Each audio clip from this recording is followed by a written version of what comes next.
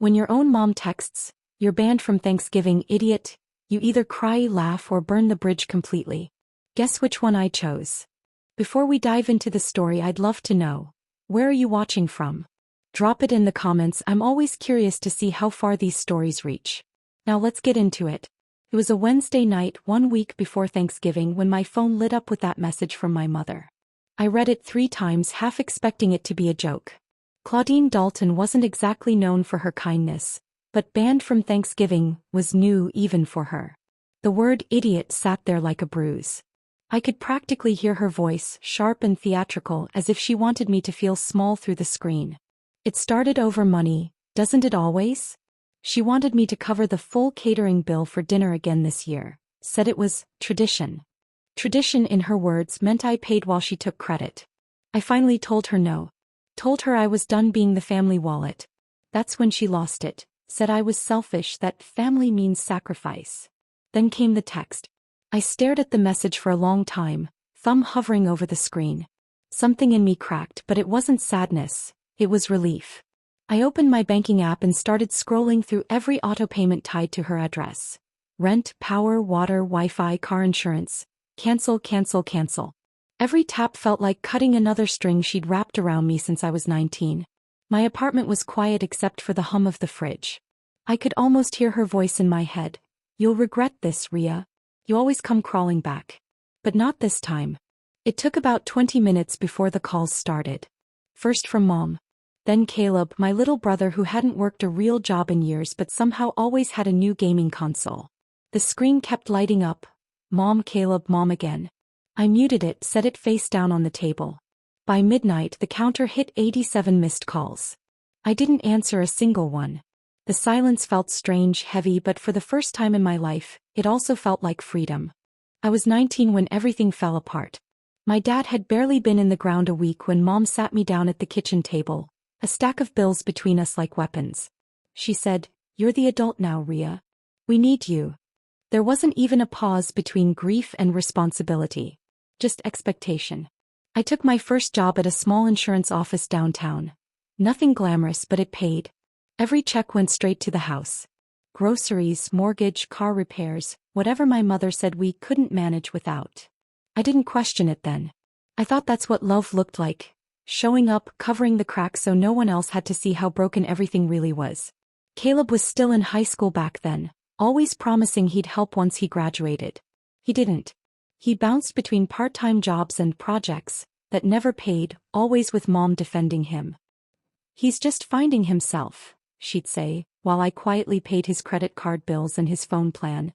When I tried to bring it up, she'd tilt her head, eyes watery, and whisper, "Don't you think your father would want us taken care of?" That line always worked. Over time it stopped feeling like family. It felt like a job I could never quit. They lived off my effort like it was air while I lived in a constant fog of exhaustion and guilt.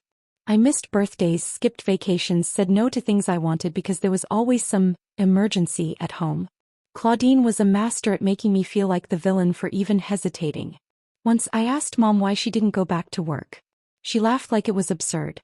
"At my age? You're better at this than I ever was." She made it sound like a compliment, but it landed like a chain around my neck. I kept believing that one day they'd appreciate it, that maybe Caleb would get his act together, or Mom would surprise me with a thank you instead of another request. It never happened. The gratitude I waited for was replaced by entitlement so thick it became normal. By 28, I wasn't their daughter anymore. I was their safety net, their paycheck, their excuse not to change. And when that final text came, the one that ended everything, all it did was expose what I should have seen years ago. I was never family. I was funding the illusion of it. The argument started over the phone, same as always. Mom's voice came through bright and brittle, already in performance mode. "So I talked to the caterer," she said. "It'll be about 600. You can just send it to me tonight." No greeting, no question, just assumption. I took a breath. "I'm not doing that this year, Mom." Silence. Then a soft, dangerous laugh. "Excuse me." I said, "I'm not paying for it. I covered everything last year. I can't keep." "Oh, don't start," she snapped. "You make more than all of us combined, Ria. What's a few $100s to you?" "It's not about the money," I said, trying to stay calm. "It's about respect." The word respect, was a match dropped in gasoline. She exploded, calling me selfish, ungrateful, dramatic. I could hear Caleb in the background muttering, "She's always like this when she gets her bonus." I hung up before I said something I couldn't take back. My hands were shaking. For a minute I thought maybe it would blow over. But then the group text came through, a long string of messages from Mom, dripping with guilt and venom. "You've changed since you got that job. Your father would be ashamed. Caleb and I don't even recognize you anymore." Later that night, while logging off my work laptop, I caught their voices through the speakerphone. I'd accidentally stayed connected to the family call. Mom's laugh was sharp. "Our little Miss Corporate Cash Cow thinks she's too good for Thanksgiving now." Caleb joined in, mocking my tone, mimicking the way I said respect. Something inside me went cold. It wasn't anger anymore. It was finality. The kind that doesn't need shouting. I opened my laptop again, heart pounding so hard it made my fingers unsteady. One by one, I pulled up every automatic payment tied to their address. Rent, cancel. Utilities, cancel. Car insurance, cancel. Each click felt like tearing a thread from a web that had held me captive for nearly a decade. By the time the last confirmation email came through, my eyes were wet but my hands were steady. I didn't text them back. I didn't defend myself. I just stared at the screen, watching the word, "canceled," line up like quiet little goodbyes. Morning light slipped through the blinds, thin and pale. My phone was face down on the counter, silent for the first time in years. I didn't check it. I knew what would be waiting. Calls, messages, panic disguised as anger.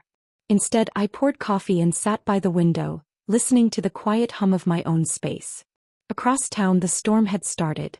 Claudine's Wi-Fi would have cut first. Then the power, then the phone. I could picture it clearly, her standing in the kitchen, pressing buttons on the router, yelling for Caleb to fix it already. He'd check his phone next, confused when the service app told him his insurance was inactive. That's when the calls would begin. I didn't need to see it to know the rhythm of their chaos. The silence between us wasn't peaceful for them. It was suffocating. For years, every problem led to me, every bill, every solution. Without me, their world stuttered. I could almost hear the argument unfolding. Mom would accuse him of forgetting to pay. He'd throw it back, shouting that I must have done something. And maybe finally they'd see how much I had been holding up. My coffee went cold, but I didn't move. The air in my apartment felt heavy with something unfamiliar. Space. I hadn't realized how much noise they brought into my life until it stopped. Guilt crept in around the edges, small and sharp. They were still my family, even if the word didn't mean much anymore. But the relief that followed was stronger. I made breakfast, just eggs and toast, nothing fancy. No one criticizing how I cooked, no one sighing about how lonely I must be. I ate slow, savoring the stillness. Outside, a neighbor's dog barked. A car door slammed somewhere down the street. Normal sounds.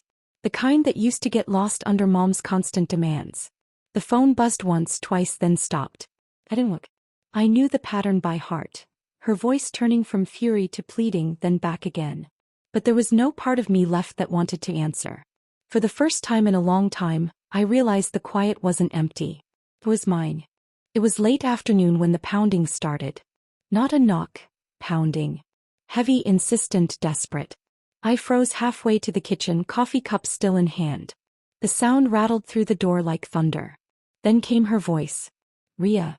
Open this door right now." I didn't move. My heart thudded once, hard. I set the cup down, walked quietly to the door and leaned toward the peephole. There they were, Mom in her wrinkled sweater, Caleb behind her with his arms crossed and that same defiant tilt of his chin. She looked smaller than I remembered, hair frizzed, eyes wild with panic. "Sweetheart, please," she called again, softer this time. "We just need to talk. Everything's falling apart. You can't just do this to us." Caleb muttered something I couldn't hear. Mom shot him a glare. Then louder, "You think this is funny? Punishing your family." I stayed silent. Watching them felt like watching a movie I'd already seen too many times. The cycle of guilt, blame, and begging. I could feel the tears welling up, but I didn't let them fall. "Mom, come on," Caleb said, his voice cracking. "You can't just leave us hanging like this. We don't even have heat." They were waiting for the old me, the one who'd rush to fix it, apologize, promise to make it right. But she wasn't home anymore. The banging returned, harder this time. I backed up a step, pressing my palms flat against the wall to keep from trembling. I remembered standing in that same spot 2 winters ago, crying into my hands after wiring money I couldn't afford. The same door had muffled my sobs while they laughed somewhere across town, full and warm because I'd paid for dinner. Now the sound outside shifted. Claudine's voice broke mid-scream, turning into sobs. She slid down the door, her cries muffled against the wood. "Rhea, please. You don't understand, we need you." Caleb's footsteps echoed down the hall as he muttered, "Forget it, Mom," his tone sharp with disgust. The silence that followed was heavier than the noise had been. I stayed where I was until I heard them leave, their footsteps fading down the corridor. My chest felt tight, but my voice came out steady as I whispered to the empty room, "Never again." The calendar said Thanksgiving, but the apartment felt like any other Thursday. No noise, no chaos, no forced smiles. I turned on some quiet music and started chopping vegetables. The smell of roasted garlic filled the kitchen. Simple, steady. My hands moved without hurry, and for once I was cooking because I wanted to, not because someone expected it. While the turkey baked, I pulled an old box from the closet. Inside were photos I hadn't touched in years. Me as a kid on my dad's shoulders, his arm around Mom, his grin easy and warm. He'd been gentle, the kind of man who never raised his voice, who believed love was shown in patience. Looking at him, I knew he'd never wanted me to carry her burdens. That was her choice, not his legacy. A faint ache spread through my chest, but it wasn't grief. It was clarity. He would have wanted me free. Somewhere across town, the house that used to hold our family was unraveling. I imagined the thermostat stuck cold, the oven dead mid-roast, Claudine standing over ruined dishes while guests canceled one by one. She'd try to save face, blaming the weather, maybe the wiring, anything but herself. Caleb would be there, restless, angry. I could hear his voice even without the call. "This is your fault, Mom. You pushed her too far." He'd storm off, slamming doors, leaving her in the silence she always feared. I stirred the gravy slowly, letting the quiet stretch. There was no yelling, no demand, no apology to craft in my head. Just me, the warmth of the oven, and the low hum of a city that didn't care who was eating alone. When the timer beeped, I set a single plate, lit one candle, and sat down. The first bite tasted different, peaceful, real. I didn't toast to anything. I didn't need to. The empty chair across from me didn't sting.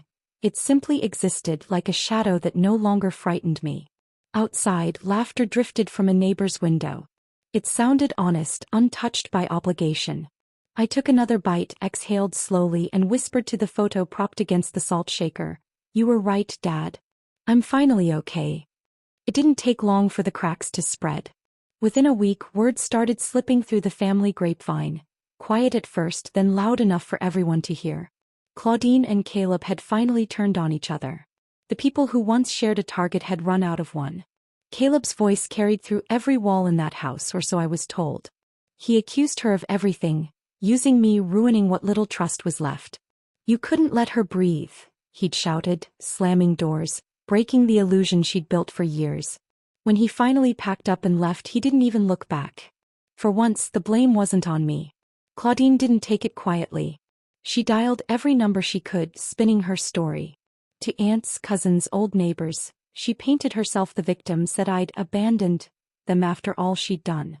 Her voice, once commanding, now came out desperate, brittle around the edges. But the thing about lies is they don't hold up forever. One cousin, tired of her theatrics, called me directly. "Rhea," she said, "is it true you've been covering their bills this whole time?" There was no anger in her tone, just disbelief. I told her the truth. No embellishment, no bitterness, just facts. By the end of the week, the whole family knew. The sympathy that once circled around Claudine began to dissolve. Messages trickled in from people I hadn't heard from in years. Small, hesitant apologies, offers for coffee, quiet acknowledgments of what I'd endured. They weren't dramatic, but they meant something.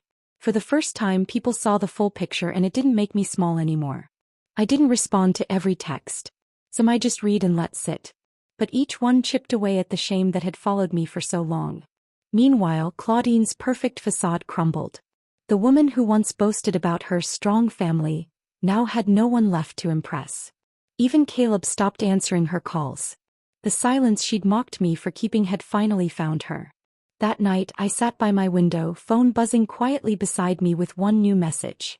You didn't deserve any of it. 4 words. Simple, but for the first time they felt like truth spoken out loud. The envelope showed up without a return address, the handwriting immediately familiar. Tight loops, heavy pressure on every letter, like each word had to prove a point. I almost tossed it straight into the trash, but something made me stop. The paper inside smelled faintly of her perfume, the same floral scent that used to linger on my old coats after every forced hug. The first line started polite, almost tender. Ria, I don't know where to begin. Then it shifted, weaving apology and accusation together like thread. She wrote about her mistakes, but every sorry was followed by a reason. You've always been too proud to need a mother. That sentence sat in the middle of the page, underlined twice, her final defense disguised as insight. By the end, the ink blurred in places, dark smudges where tears had fallen, or maybe water, I couldn't tell. It didn't matter. Every word carried the same rhythm she'd used my whole life. Remorse just deep enough to pull me back, guilt sharp enough to keep me there. I read it twice. Once as her daughter, once as someone finally outside the script. The first time hurt. The second time felt like reading an old story I didn't belong to anymore. I folded it carefully, lit a match, and held the corner over the sink. The flames spread slow, curling the edges inward until the handwriting vanished under ash. The smell filled the room, sweet paper and something bitter underneath. I didn't flinch. There was no satisfaction, no anger. Just release. When the last ember died, I rinsed the ashes down the drain and opened my laptop. One final task. The joint account we'd shared since college still carried both our names, a quiet chain I'd never bothered to break. I clicked through the forms, entered my information, and removed her access completely. A few more steps, a digital signature, and it was done. No ceremony, no second thoughts. Just clean separation. The silence that followed felt lighter than any apology could have made it. For the first time, I wasn't her caretaker, her excuse, or her mirror. I was simply Ria. No attachments, no signatures binding me to someone else's chaos. The knock came on a quiet Sunday morning, the kind of morning that usually passed without surprise. It wasn't the impatient pounding I'd grown used to. This one was slow, hesitant. I looked through the peephole and froze. Caleb stood there, hands shoved in his jacket pockets, eyes down. He looked older somehow, less sure, like life had taken the fight out of him. When I opened the door, he didn't speak right away. "Hey," he finally said, voice low. "Can we talk?" I stepped aside, wordless. He lingered near the doorway, glancing around the apartment as if expecting ghosts. The silence stretched between us until he broke it with a sigh. "I don't blame you for not wanting to see me. I earned that." I sat on the edge of the couch while he stayed standing. "Why are you here, Caleb?" He rubbed the back of his neck. "Because I'm done pretending Mom was right about everything. About you. About all of it." His voice cracked on the last word. "I was scared of her, Ria. She controlled everything, even what I was allowed to think. It was easier to follow her lead than to fight back. I wanted to believe him, but part of me still braced for manipulation. You didn't have to side with her," I said quietly. "I know." His eyes met mine for the first time. "I should have stood up for you. I didn't because it was comfortable not to." He exhaled, shaking his head. "I'm working now. Just part-time, but I'm paying my own bills. I'm trying to fix things." I studied him. No slick excuses, no false charm. Just tired honesty. Maybe it wasn't enough, but it was something. "I'm not asking for forgiveness," he added quickly. "I just needed to tell you that you didn't deserve what we did to you." For a long moment, neither of us spoke. The weight of years sat between us, too heavy to lift, too real to ignore. When he finally turned to leave, I said, "Take care of yourself, Caleb." It wasn't forgiveness, but it wasn't rejection either. He nodded, eyes glassy, and walked down the hall. The door clicked shut behind him, and I stood there in the stillness, feeling the faintest shift, like something broken had quietly begun to mend. The city felt different that November. Cooler, cleaner, like the air itself had finally learned how to breathe. My apartment smelled of roasted herbs and cinnamon. The table I'd borrowed from a friend barely fit the dishes spread across it. Turkey, stuffing, cornbread, and a pie that leaned slightly to one side. It wasn't perfect, but it was mine. A few friends bustled around, helping set plates, teasing each other about who forgot the cranberry sauce. Laughter filled every corner of the room, The kind of easy sound that used to make me feel like an outsider. Now it felt like home. At the head of the table sat one extra chair. No one asked about it. I didn't offer an explanation. It wasn't for mourning or guilt. It was there to remind me of everything I'd walked through and the part of myself that had made it out. We raised our glasses, toasting to new starts, to quiet joy, to the kind of peace that doesn't need to be announced. Someone cracked a joke, another friend spilled wine, and the moment was wonderfully human. I caught myself smiling without thinking, no trace of tension in my jaw, no weight pressing down from unseen expectations. The phone on the counter buzzed once. I didn't have to check to know who it was. The name lighting up the screen no longer carried power, just history. I let it ring until it stopped, untouched. The conversation around the table swelled again, warm and real. My friends passed dishes, argued about pie flavors, planned tomorrow's leftovers. I watched them, heart steady, feeling something I hadn't felt in years. Belonging that didn't cost me anything. The empty chair caught the glow of a candle, its shadow soft against the wall. I looked at it for a moment, not with pain but gratitude. It stood as proof that I could start over without erasing where I'd been. Outside, snow began to fall in slow, quiet flakes. The hum of the city faded beneath the sound of laughter spilling through the window. I took a breath, lifted my glass again and whispered under the noise, steady and certain, "This time I'm thankful for the silence." Do you think I made the right choice by walking away from them, or should I have given them another chance? Let me know in the comments. I'm really curious. And if you enjoy stories like mine, don't forget to subscribe.